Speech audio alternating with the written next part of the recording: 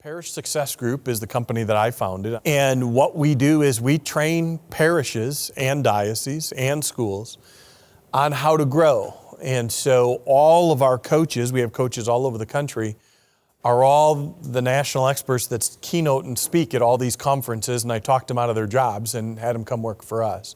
All of our coaches have literally grown their own parishes and schools and worked for a diocese.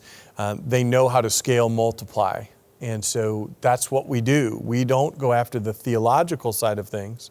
Because we've trained our parish leaders in theology, and that's what we hire on degrees in theology, they never learned leadership management, how to scale, how to multiply, how do you take a youth group from 10 kids and get it to 100, and we don't know how to do and still oversee it and manage it and spread it and get it to grow, and the same with our parishes. But where's the mission? Because nationally, 75 to 76%, depending upon which study you're reading, people are not coming to church. They're on our books, but they're not coming. So what are we doing for that? And how do you reach them? And how do you engage them? And do we even have a mechanism to do that? And a letter is not a mechanism. A letter is how most people are doing it, but letters don't inspire a relationship.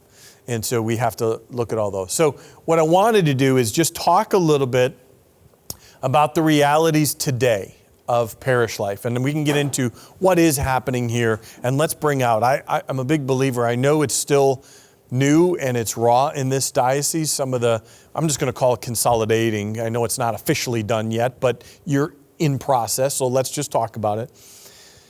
But more importantly than the consolidating, because I think we can get distracted there, worrying about how do we bring buildings together and which staff are going to work here to do religious ed. If 5 years from now, we're still at a place where now we figured that out, but we're still doing religious ed the way we've been doing religious ed, and we're still, Knights of Columbus may have gone from, you were mentioning Knights of Columbus, right? Knights of Columbus, okay, maybe we figured out the councils and the new structures and the new space, because you got to have a space in the new building, right? Like that's essential, and who gets which closet. If we're still in that mindset of the way we do church, all of this will be for nothing, correct?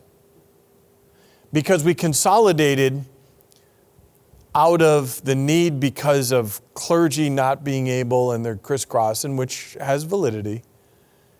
But if we haven't recognized that that's not the problem, that's a symptom of a deeper problem. Does that make sense?